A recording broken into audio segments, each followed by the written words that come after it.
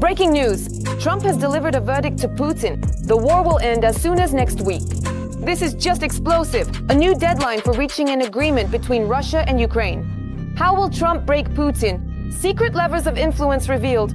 What could possibly come out of this? Watch right now. It seems that Tsar has indeed quite miscalculated. He's issuing an ultimatum, but it was us who gave him an ultimatum back in 2021. It's exactly that ultimatum he's not fulfilling, or rather it turns out it's Russia that's not fulfilling it. Putin has received a final warning from US President Donald Trump. The Russian dictator has 10 days to end the war in Ukraine, and the countdown has already begun. You mentioned that you would change the deadline for Russia to between 10 and 12 days. Has it already started? Or when can we expect to see an official statement about the new deadline? Here's what I'll tell you. Want an exclusive? Yes.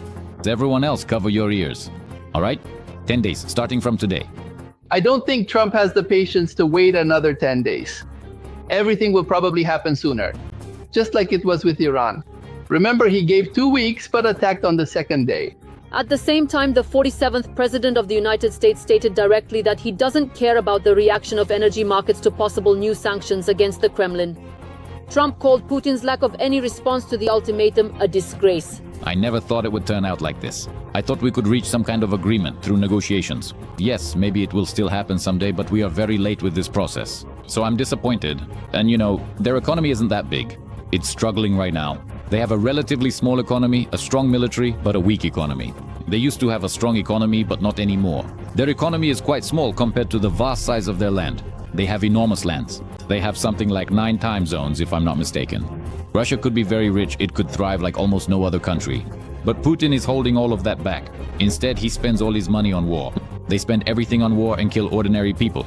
And I don't understand what the point of it is. I thought he wanted to end this quickly. I really felt like it was going to end.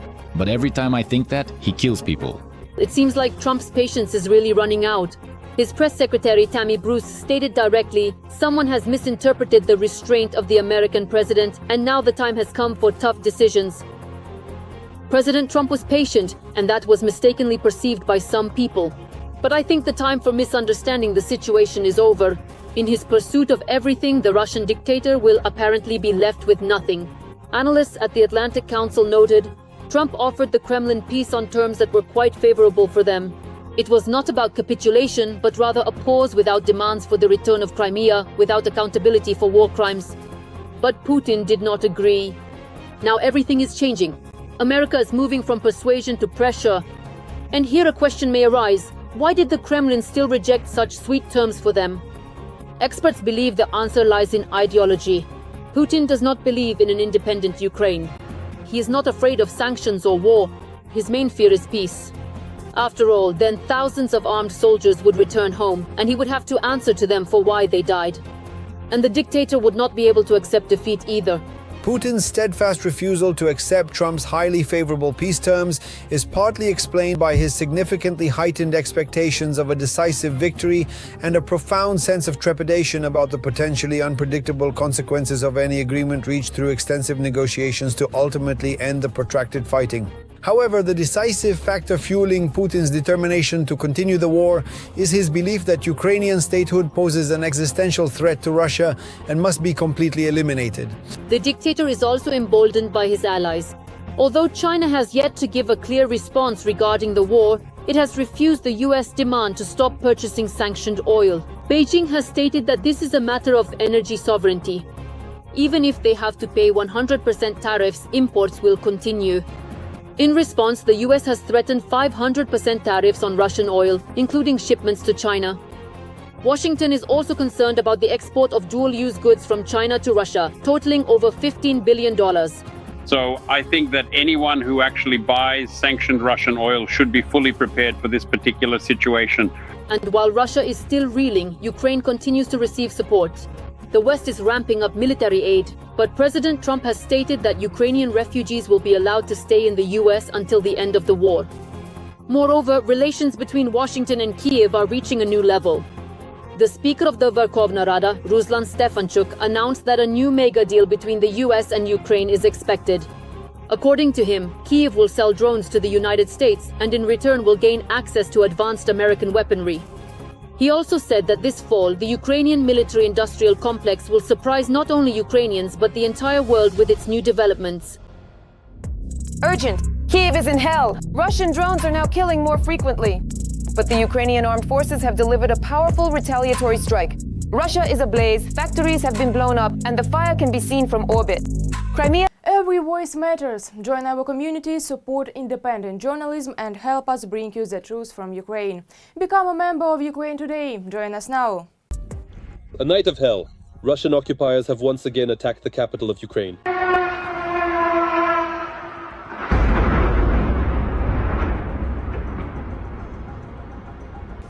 Once again, residential buildings of ordinary Ukrainian citizens have come under attack by Kremlin terrorists. As a result of the overnight combined strike on Kyiv, 8 people were killed, including a child. People are trapped under the rubble. There are also reports of missing persons. Russian forces launched nearly 300 drones and 8 missiles at Ukraine, and also used rocket-propelled Shaheds. This is a new development by the Russian military-industrial complex, which improves tactical and technical characteristics and, accordingly, reduces the impact of air and missile defense systems at the moment of their neutralization. At the moment, there is no information in open sources about the exact number of Geron 3 units produced. But this clearly indicates that the Russian Federation is significantly scaling up the production specifically of unmanned aerial vehicles or drones equipped with small powerful jet engines to substantially increase their overall firepower against Ukraine's critical infrastructure targets. Then here's another alarming trend. The effectiveness of the occupiers' drone attacks has tripled. On average, about 15% of UAVs penetrated Ukrainian air defenses from April to June, whereas in the first quarter of the year, this figure was only around 5%. They took into account the experience of countering mobile fire groups, and that's why attacks on Ukraine's infrastructure targets are now being carried out from an altitude ceiling of 2,000 to 3,000 meters. The second point is the use and improvement of strike tactics, that is, the so-called caravan-style approach. Meanwhile, the Kremlin continues to strengthen its ties with China. A Chinese vessel was sent to Russia's far eastern coast during Russian Navy exercises, in which the Pacific Fleet also took part. There are only 3 such ships in the Chinese fleet. This primarily indicates that the People's Republic of China is making it abundantly clear to the Russian Federation about the actual and current state of its naval forces. In other words, it is technically worn out and not ready to carry out combat missions. Meanwhile, as the 2 dictators prepare to wage war against the West, the US has developed a mechanism to arm Ukraine with American weapons using European funds. Republican senators have prepared a bill that provides for the creation of a special fund. They are counting on establishing a funding source of between $5 and $8 billion per year. The likely donors are Germany and the United Kingdom. This is a quite manageable and reasonable amount of money, especially considering that for the year 2025, Germany has officially announced significant military technical assistance to Ukraine, totaling a substantial 9 billion euros. And at the moment, the United Kingdom is actively using frozen Russian assets, specifically the interest accrued on them, for the financial and technical support of the Ukrainian side. And Ukraine is not standing still either. Kyiv is working on developing its own ballistic missiles to strike deep into Russia, according to Defense Minister Shmyhal. At present, Germany has announced that it will invest around 1.9 billion euros in the Ukrainian defense industry, specifically for the production of Ukrainian ballistic missiles and strike systems. This refers to Ukrainian drones with a strike range of up to 1,500 kilometers. Apparently, it is with this money from German taxpayers that Ukraine will receive Ukrainian developments of the Hrom-2 operational tactical missile system with Ovtsarka. Meanwhile, fierce fighting continues on the front lines. Russian occupiers are actively assaulting in the Pokrovsk and Novopavlivka directions. The main theater of operations is the Pokrovsk direction, where the occupiers are attempting to create an operational encirclement towards Mirnograd. In the Novopavlivka direction, the main objective of the occupiers is to try to reach the state border of the Dnipropetrovsk region. Meanwhile, drones paid a visit to Russia and temporarily occupied Crimea. The Ministry of Motors claimed that 32 drones were destroyed overnight. That's it. They're bombing the factory. There it is. It's flying right above you. Urgent! Kadyrov is dying. The head of Chechnya is missing. Russian media report a prolonged and alarming absence of the head of Chechnya from the public eye. Has he really passed away? While doctors are sounding the alarm, the Chechen authorities want to hide the truth about what might have actually happened to Ramzan. Stay tuned. First he almost drowned and now he's missing. Ramzan Kadyrov, who nearly lost his life at a foreign resort, has not been in contact for a week. It all started with a sensational report in the Turkish media. Around noon on July 24th, 48-year-old Kadyrov, who was vacationing at a luxurious hotel in the Kaynar district, went for a swim in the sea. As soon as he entered the water, he suddenly began to feel unwell.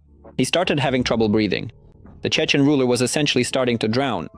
The hotel staff reacted instantly. Noticing that their high-ranking guest was suffocating, the staff called for medical services and the Coast Guard. Coast Guard officers rushed to help, pulled the drowning Kadyrov ashore, and handed him over to the medics.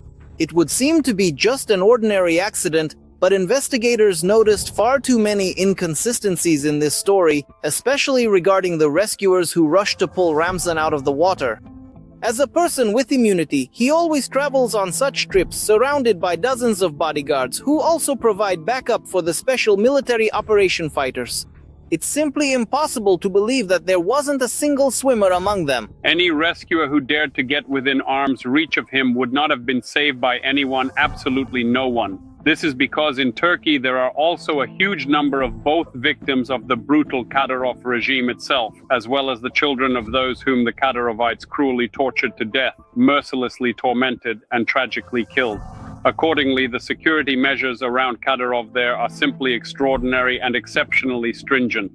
And it gets even more interesting. A few days later, while the rescued Kadyrov showed no signs of life, some insider information began to surface. So, according to one of these reports, he didn't even try to go into the water. The illness struck the Don right on the shore. Information started circulating among law enforcement that, in fact, things were much worse. His health was already in bad shape even when he was still on the shore. In other words, he didn't swim, and they say that even in his current condition, he wouldn't have been able to swim. Ambulances arrived, a lot of ambulances, in fact. Apparently, well, again, I wasn't actually there myself. So he had health problems, they packed him up and took him away. And here the question arises, what exactly happened? So according to one of the most popular versions today, Chechen security forces staged a real performance just to secretly take the head of the republic out for emergency medical treatment. After all, rumors about his poor health have been circulating for quite some time. I suspect that this was about Kadyrov being hospitalized somewhere in Turkey because without a doubt the sanctions have primarily hit Russian healthcare. And apparently this whole story about his drowning and rescue, a person who is never left alone for even a second couldn't possibly drown or choke when he's always surrounded by people. Probably the least qualified among them holds one of the highest swimming ranks. Accordingly, I believe this is simply a special operation to legitimize his presence in Turkey. According to the official version, after Kadyrov was brought back to normal, he flew back to Chechnya. And this cover story was also prepared in advance. For example, on the eve of July 30th, Ramzan Kadyrov posted a photo on his social media where he is playing chess with his son. However, it's hard to tell when the photo was actually taken. The greenery outside the window looks more like spring by its shade. And the fact that Kadyrov's son is wearing a hoodie, let me point out, it's over 30 degrees in Grozny right now. Well, this outfit suggests that the photo was taken in advance. In general, lately, he has put quite a lot of effort into proving that he is alive. All of this has been happening against the backdrop of Kadyrov sharply reducing his work activity in recent months. After April 8th, he only personally held meetings twice, on July 4th and July 14th. Moreover, the meetings themselves did not look very convincing. Meanwhile, an unprecedented power struggle is brewing in Chechnya itself. Kadyrov is making a last-ditch effort to place his son Adam on the throne, but by law, Adam cannot govern the republic until he turns 30. And the Kremlin isn't particularly eager to see a third Kadyrov on the throne either. According to analysts, they have already prepared their own successor there.